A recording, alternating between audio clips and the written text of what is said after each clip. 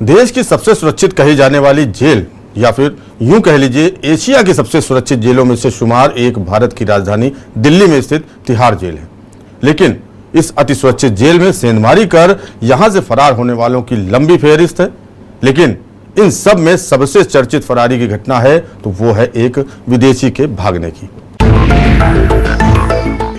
नमस्कार दोस्तों, के न्यूज में आपका स्वागत है। मैं हूं प्रबुद्ध चौहान और आप देख रहे हैं के न्यूज की खास पेशकश राजकाज में आज बात करेंगे एक ऐसे कैदी की जिसने न केवल तिहाड़ जेल से भागकर जेल की सुरक्षा पर बदनुमा दाग तो लगाया ही, बल्कि अपने प्राइवेट हवाई जहाज से भागकर सबको चौंका दिया था।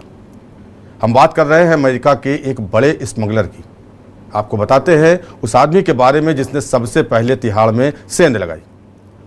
इस व्यक्ति ने फरार होने के लिए जहाज का इस्तेमाल किया और आसानी से अपने प्लेन से दूसरे मुल्क पहुंच गया।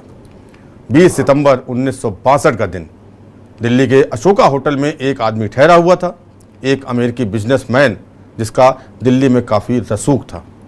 देर रात दरवाजे पर एक दस्तक होती है। बाहर पुलिस थी। तलाशी में कमरे से बंदूक के 766 कारतूस मिले। पुलिस ने तुरंत उसे हिरासत में ले लिया। इसके बाद पुलिस पहुंची सफदरजंग एयरपोर्ट। वहां पाइपर अपाचे प्लेन खड़ा हुआ था, एक ट्विन इंजन 4 सीटर वाला प्लेन जिसे पर्सनल नीड के लिए इस्तेमाल किया जाता था। इसमें पुलिस को 40 बक्से मिले। हर बक्से में 250 कारतूस भरे हुए थे। उस प्लेन को जब्त कर लिया गया और उस व्यक्ति को तिहाड़ जेल भेज दिया गया। इस आदमी का नाम था अमेरिकी स्मगलर डैनियल हैली वैलकॉट। डैनियल की गिरफ्तारी के ठीक 1 साल बाद का घटनाक्रम आपको बताते हैं। 23 सितंबर 1963 की बात है। तिहाड़ जेल के ऊपर वही पाइपर अपाचे मंडरा रहा था जिसमें कारतूस के बक्से मिले थे और हो रही थी बारिश पानी की नहीं बल्कि चॉकलेट और सिगरेटों की। अमेरिकन स्मगलर डैनियल तिहाड़ के इतिहास में जेल से भागने वाला पहला शख्स था जो 2 बार भारतीय अधिकारियों के हत्थे चढ़ा और दोनों बार फरार हो गया। इतना ही नहीं, एक भारतीय कंपनी को 60,000 का चूना भी लगाया था। कंपनी का नाम था टाटा ग्रुप। आखिर कौन था डैनियल हैली वैलकॉट जूनियर, जिसको लेकर आज भी लोगों में कौतूहल रहता है, क्योंकि उस समय तिहाड़ जेल से हवाई जहाज से फरार होना कोई छोटी बात नहीं थी। डैनियल हैली वैलकॉट के बारे में सिर्फ कुछ बातें ही पक्के से कही जा सकती हैं। पहली, उसके जन्म की तारीख नवंबर 26, 1927 को वैलकॉट की पैदाइश हुई अमेरिका के टेक्सास राज्य में। इसके आगे की कहानी वैलकॉट के हिसाब से बदलती रहती थी। कभी वो एक जज का बेटा बन जाता था तो कभी ऑलिवर वैलकॉट का वंशज। अमेरिका जब आज़ाद हुआ ब्रिटेन से तो 13 कॉलोनियों ने एक दस्तावेज पर हस्ताक्षर किए थे। इस दस्तावेज का नाम है US declaration of independence. Oliver Wolcott इस दस्तावेज पर साइन करने वालों में से एक था। दूसरे विश्व युद्ध के दौरान वैलकॉट अमेरिकन नेवी का हिस्सा रहा था। जंग खत्म होने के बाद वो सैन फ्रांसिस्को पहुंचा। लंबी हाइट, नीली आंखों वाला वैलकॉट दिखने में काफ़ी आकर्षक था। सैन फ्रांसिस्को में उसने एक अमीर लड़की से शादी की, साथ ही एक कंपनी भी शुरू की। माल ढोने वाली इस कंपनी का नाम था ट्रांस अटलांटिक एयरलाइंस। लेकिन वैलकॉट ने इस कंपनी के जरिए रिफ्यूजियों को सीमा पार कराना शुरू कर दिया और धीरे धीरे जानवरों की स्मगलिंग भी शुरू कर दी। 1962 में ट्रांस अटलांटिक एयरवेज को एयर इंडिया से एक कॉन्ट्रैक्ट मिला। इस कॉन्ट्रैक्ट के तहत वैलकॉट के प्लेन रेलवे का कार्गो ढोने में लगाए गए। सामान भारत और अफगानिस्तान के बीच ट्रांसफर होता था। इसी के चलते वैलकॉट ने भारत को कुछ समय के लिए अपना घर बना लिया था। यहाँ वो प्रतिष्ठित कारोबारी था। महंगे होटलों में रहना, ऊंचे लोगों में उठना बैठना। भारत में वो जहाँ भी जाता अपने पाइपर अपाचे प्लेन से ही ट्रेवल करता था। सब सही चल रहा था। फिर सितंबर महीने में भारतीय इंटेलिजेंस को एक खबर मिलती है।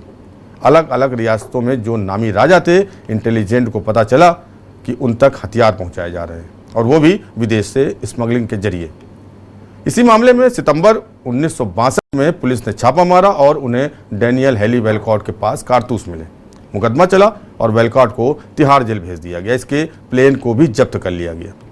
अपने रसूख के चलते 1 महीने के अंदर वैलकॉट को जमानत मिल गई। जमानत मिलते ही वैलकॉट ने बाघा बॉर्डर के रास्ते पाकिस्तान भागने की कोशिश की। दिल्ली वापस आकर वैलकॉट पर दोबारा मुकदमा चलाया गया। साल 1962 भारत चीन युद्ध की शुरुआत हो चुकी थी। वैलकॉट ने सोचा फ़ायदा उठाना चाहिए। उसने मजिस्ट्रेट से कहा कि अगर उसे कुछ रियायत मिले तो वो अपने प्लेन जंग में इस्तेमाल के लिए दे देगा। वेलकॉट को इसका फायदा भी मिला। आर्म्स एक्ट में उसकी सजा जेल में काटे दिनों के बराबर कर दी गई। लेकिन उसके लिए एक मुसीबत अभी खत्म नहीं हुई थी। टाटा कंपनी का उस पर 60,000 का बकाया था। इसके चलते कभी जेल कभी बेल वाला हिसाब रहा। वेलकॉट टाटा का बकाया चुकाने में देर कर रहा था, इसलिए अधिकारी उसके खिलाफ नॉन अवेलेबल वारंट लेने की कोशिश में थे। वेलकॉट इस बात को समझ चुका था, इसलिए उसने एक नया प्लान बनाया। वेलकॉट का Piper Apache plane Safdarjung airport पर खड़ा था। उसने अधिकारियों से कहा कि प्लेन को रोज स्टार्ट करना पड़ता है, वरना वो खराब हो जाएगा। इसलिए वेलकॉट को रोज प्लेन तक जाने की इजाज़त मिल गई। हर सुबह जाकर वो एक बार प्लेन को स्टार्ट करके देखता था।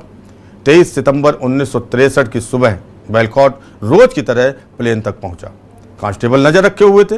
वेलकॉट ने प्लेन स्टार्ट किया और रनवे पर दौड़ा दिया। कांस्टेबल पीछे भागे, लेकिन तब तक प्लेन फुल हो चुका था।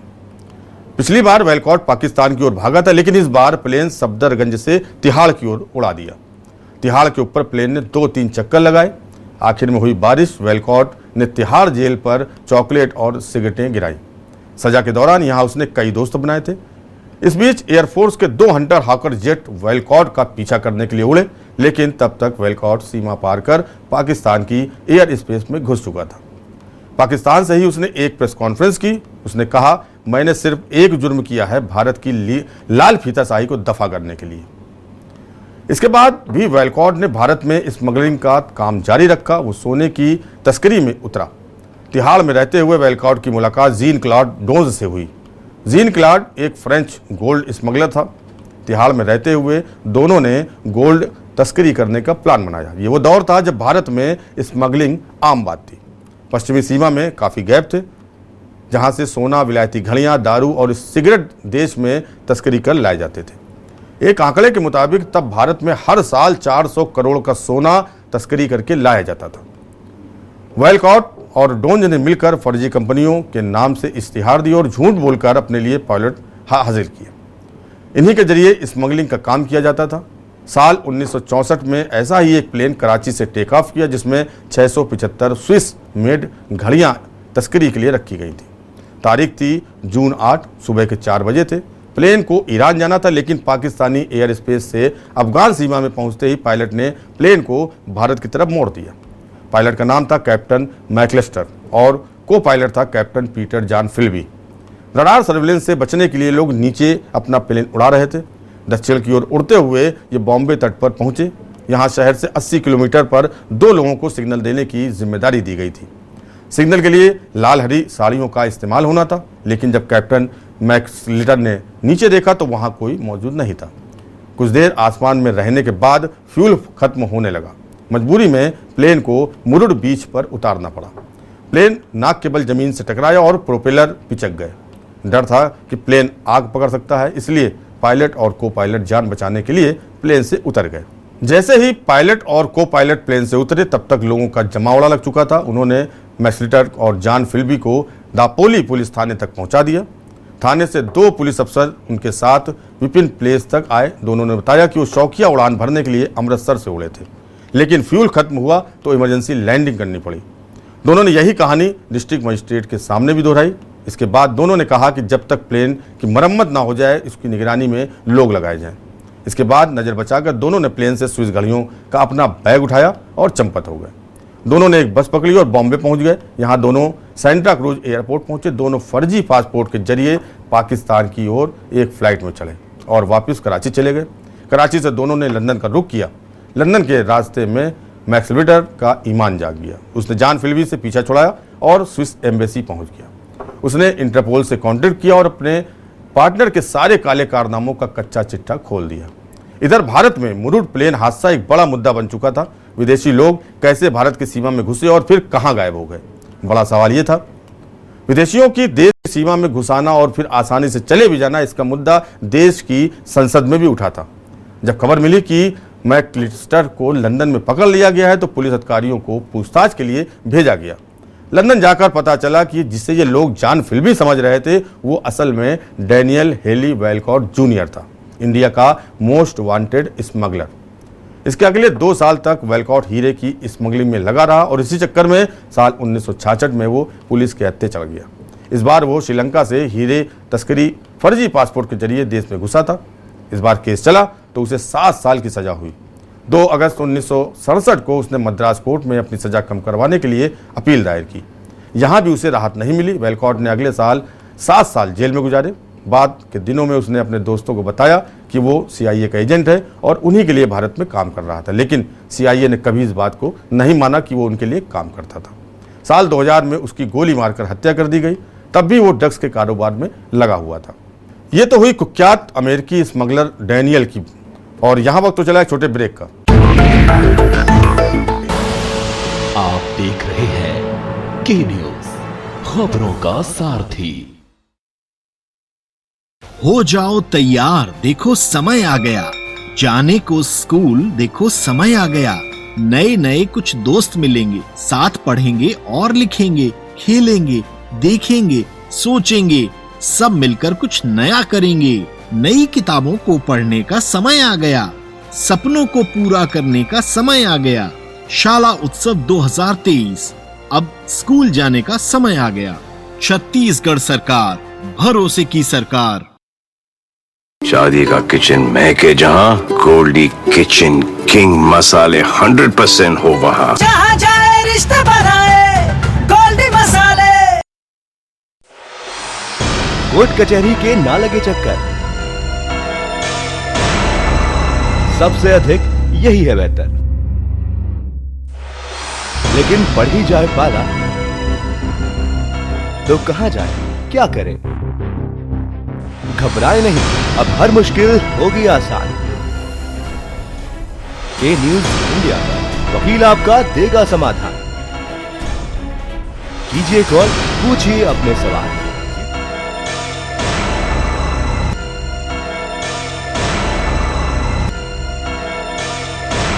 वकील आपका हर रविवार दोपहर 3 बजे केवल के न्यूज इंडिया पर।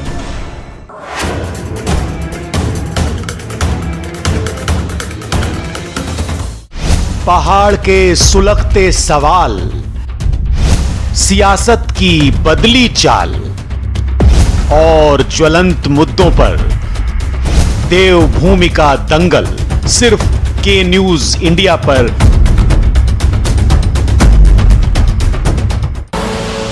आप देख रहे हैं के न्यूज, खबरों का सारथी। ब्रेक के बाद एक बार फिर आपका स्वागत है। अब आपको बताते हैं यूपी के एक ऐसे माफिया की जिसने अंपायर द्वारा आउट दे दिए जाने पर उसे गोली मार दी थी। इससे पहले अंपायर के सिर के ऊपर बोतल रखकर निशाना भी लगाया था। देखते ही देखते महज 10 सालों के आपराधिक सफर ने उसे बना दिया था डॉन खान मुबारक। माफिया खान मुबारक मार्च 2020 से यूपी की जिला कारागार हरदोई में बंद था।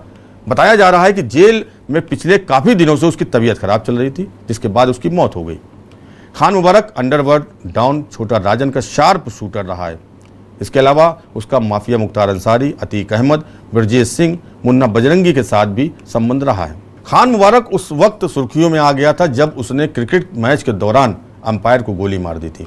इसके अलावा मुंबई में साल 2006 में काला घोड़ा कांड से भी वो चर्चा में आ गया था। खान मुबारक अंबेडकर नगर जिले के अंडरवर्ल्ड डॉन जफर खान का छोटा भाई था। अपने भाई के नक्शे कदम पर चलकर खान मुबारक भी जुर्म की दुनिया में बढ़ता चला गया और उसने अपने जिले और क्षेत्र के व्यापारियों से रंगदारी और फिरौती वसूलनी शुरू कर दी थी।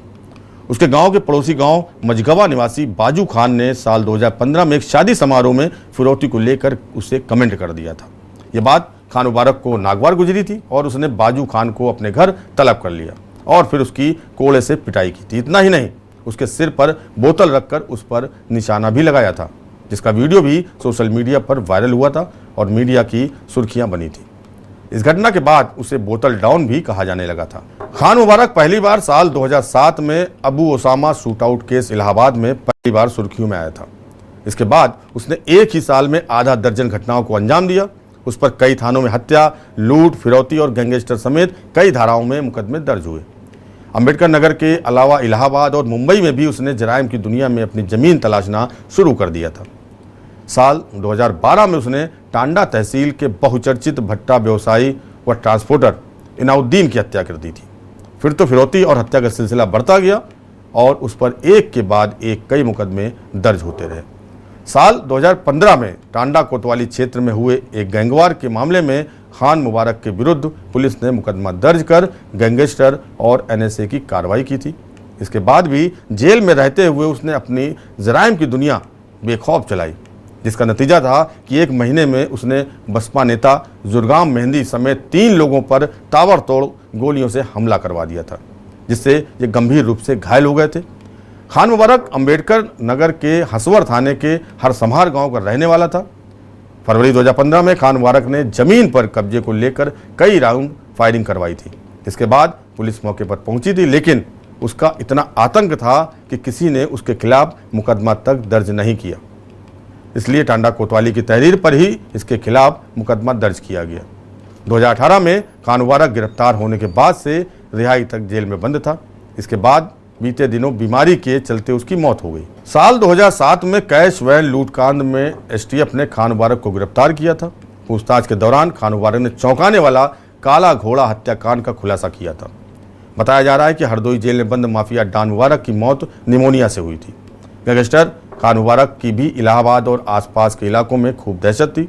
अंडरवर्ल्ड डॉन छोटा राजन का भी खान मुबारक शार्प शूटर रहा है। करोड़ों की रंगदारी वसूलने और शूट आउट करने में खान मुबारक का नाम सामने आया था। खान मुबारक के आपराधिक इतिहास में बड़ा भाई भी बहुत मायने रखता था। बड़ा भाई जफर सुपारी का कनेक्शन अंडरवर्ल्ड से रहा है।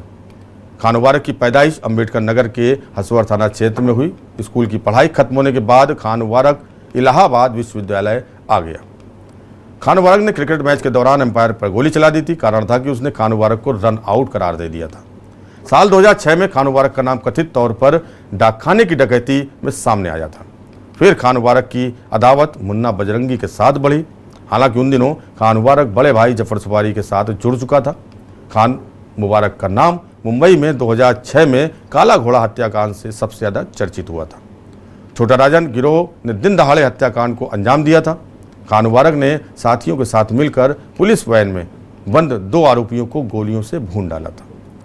साल 2007 में कैश वैन लूटकांड में एसटीएफ ने खान मुबारक को गिरफ्तार किया था। तब पूछताछ के दौरान मुबारक ने काला घोड़ा हत्याकांड का खुलासा किया था। कैश वैन हत्याकांड के बाद खान मुबारक 5 साल नैनी जेल में बंद रहा।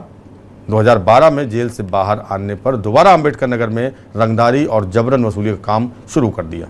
शूटर ओसामा की हत्या में खान का नाम सामने आया था। बाद में खान मुबारक भट्टा कारोबारी इनुद्दीन की मौत के मामले में भी जेल गया था, लेकिन सबूत और गवाह न मिलने पर 2016 में जेल से बाहर आ गया। साल 2017 में बसपा नेता जुर्गाम मेहंदी पर जानलेवा हमला कराने का भी उस पर आरोप था। आधा दर्जन गोली लगने पर भी जुर्गाम मेहंदी बच गया था। इसके बाद लखनऊ से यूपी एसटीएफ ने खान मुबारक को अरेस्ट कर लिया था। 1 साल बाद 2018 में जुर्गाम मेहंदी की हमले में मौत हो गई थी। कथित तौर पर खान मुबारक को हत्याकांड का जिम्मेदार माना गया था। फैजाबाद जेल से खान मुबारक को हरदोई जेल लाया गया था। यूपी सरकार बीते कई वर्षों से खान मुबारक की करोड़ों की संपत्ति कुर्क कर चुकी है। खान मुबारक पर हत्या, रंगदारी और लूट के 43 संगीन मामले दर्ज थे। माफिया खान मुबारक की मौत के बाद पुलिस ने सतर्कता बढ़ा दी है। बताया जा रहा है कि लखनऊ के SC/ST कोर्ट में गैंगस्टर अपराधी संजीव माहेश्वरी उर्फ जीवा की हत्या के बाद से जिला कारागार में बंद कुख्यात अपराधी खान मुबारक भी सदमे में था। सूत्र बताते हैं कि जीवा की हत्या के बाद से ही खान मुबारक भी जेल की सलाखों के पीछे घुट घुट कर जी रहा था। यही वजह है कि खान मुबारक की पिछले 2-3 दिनों से तबीयत खराब हुई और बीते दिनों हरदोई में इलाज के दौरान उसकी मौत हो गई। अपराधी खान मुबारक महाराजगंज जिले के कारागार से 2 जून 2022 को हरदोई जिला कारागार में लाया गया था। यहाँ पर कुख्यात अपराधी खान मुबारक 1 साल 9 दिनों तक हरदोई जेल में रहा।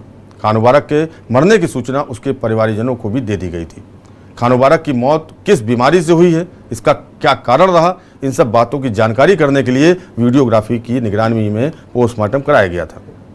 अंबेडकर नगर के गैंगस्टर अपराधी खान मुबारक का अपराध सिर्फ अंबेडकर नगर में ही नहीं बल्कि फैजाबाद से लेकर नोएडा तक आतंक फैला हुआ था।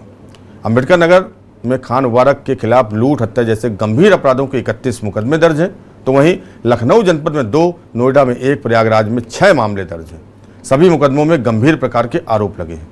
इस तरह से कुल 43 आपराधिक मामलों से ज़्यादा मामले उसके ऊपर दर्ज हैं। माफिया अबू सलेम का करीबी रहा खान मुबारक अपराध की दुनिया में अपना आतंक जमाने के बाद यूपी पुलिस की निगाहों में भी चढ़ गया था। पुलिस ने उसका D27 गैंग पंजीकृत किया था। शासन स्तर से सूचीबद्ध 66 माफिया की सूची में एक नाम उसका भी था। एसटीएफ ने 27 जुलाई 2017 को 40 साल के खान मुबारक को लखनऊ में मुठभेड़ के दौरान गिरफ्तार किया था, जिसके बाद वो सलाखों से बाहर नहीं आ सका। उसके खिलाफ कुल मुकदमों में 33 मामले कोर्ट में विचाराधीन हैं। हालांकि अभी तक उसे एक भी मामले में सजा नहीं हुई थी। माफिया के विरुद्ध प्रदेश में अभियान के तहत आरंभ की गई कार्रवाई की आंच खान मुबारक गिरोह पर भी पड़ी थी। बीते 6 वर्षों में खान मुबारक व उसका गिरोह कमजोर पड़ गया था। खान मुबारक गिरोह के 25 सक्रिय सदस्यों के खिलाफ भी कार्रवाई की गई और उनके विरुद्ध 11 मुकदमे भी दर्ज कराए गए। इनमें 21 सक्रिय सदस्यों को पुलिस ने गिरफ्तार करके जेल भेजा और 2 ने पुलिस का दबाव बढ़ने पर कोर्ट में समर्पण कर दिया था। गिरोह के 16 सक्रिय सदस्यों की हिस्ट्री शीट भी खुलवाई गई। प्रभावी पैरवी के चलते माफिया और उसके गिरोह के सक्रिय सदस्यों को जमानत भी नहीं मिल सकी। खान मुबारक गिरोह की 19.56 करोड़ रुपए से अधिक की संपत्ति जब्त, ध्वस्त और अवैध कब्जे से मुक्त कराई जा चुकी है। इनमें 16.31 करोड़ रुपए से अधिक की संपत्ति गैंगस्टर एक्ट के तहत जब्त की गई थी। शासन व डीजीपी मुख्यालय स्तर से 66 सूचीबद्ध माफिया की निगरानी के साथ ही उनके गिरोह की गतिविधियों पर नजर रखी जाती है। इस सूची में शामिल आदित्य उर्फ रवि 12 अप्रैल को पुलिस मुठभेड़ में मारा गया था, जबकि प्रयागराज में 15 अप्रैल को पुलिस अपेक्षा में माफिया अतीक अहमद और उसके भाई अशरफ की हत्या हो गई थी। सूची में शामिल रहा अनिल दुजाना गौतम बुद्ध नगर में एसटीएफ से हुई मुठभेड़ के बाद मार दिया गया। उसके बाद 7 जून को लखनऊ कचहरी में माफिया संजीव महेश्वरी उर्फ जीवा की गोली मारकर हत्या कर दी गई। हरदोई जेल में बंद खान मुबारक की भी बीमारी से मौत के बाद सूची में अब 61 नाम बचे हैं। सूत्रों की माने तो जो शेष सूचीबद्ध माफिया हैं उनके खिलाफ अभियान के तहत कार्रवाई के कदम और तेज किए जा रहे हैं। आपको याद होगा कि यूपी के सीएम योगी आदित्यनाथ ने माफिया को मिट्टी में मिलाने का जो ऐलान किया था उस पर अमल भी किया।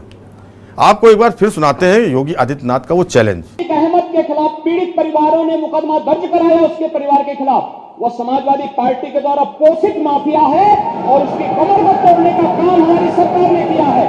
और फिर मैं कहता हूं इसे हाउस करो, इस माफिया को मिट्टी में मिला देंगे। सरकार किसी है और सरकार किसी है, गफलत में हो। ये माफिया है, इनको मिट्टी में मिलाने का काम करेंगे। अपराधी आप लोग हैं, अपराधी को भी दूर करना। एसटीएफ ने खान मुबारक को लखनऊ में पकड़ा था, तब ये बात सामने आई थी कि कभी अंडरवर्ल्ड डॉन छोटा राजन का शूटर रहा खान मुबारक फिल्मों में भी जाने की योजना बना रहा था। इसी चाहत के चलते वो अबू सलेम के करीब आया था, अबू सलेम से पेशी पर मिलने भी जाता था। यह भी सामने आया था कि अपराध से काली कमाई जुटाने के बाद वो जमीन के कारोबार से ज़्यादा जुड़ गया था। फैजाबाद, अंबेडकर नगर और लखनऊ में उसने कई कीमती ज़मीनों पर कब्जा जमाया था। अबू सलेम का करीबी रहा खान मुबारक अपराध की दुनिया में अपना आतंक जमाने के बाद यूपी पुलिस की निगाहों में भी खूब चढ़ गया था। खान मुबारक के खात्मे के बाद योगी की सूची के 61 माफिया बचे हैं जिन पर योगी सरकार की निगाह लगी है। योगी के तेवर देखकर यही लग रहा है कि योगी सरकार का बचा हुआ 4 साल का कार्यकाल इन पर भारी पड़ने वाला है। यही कारण है कि जेल में बंद हों या फिर फरार, सभी भगवान और अल्लाह से प्रार्थना और दुआ करते नजर आ रहे हैं। खास पेशकश राजकाज में मेरे साथ फिलहाल इतना ही। देश और दुनिया की बाकी खबरों के लिए देखते रहिए के न्यूज़ इंडिया और मुझे दीजिए इजाजत। नमस्कार।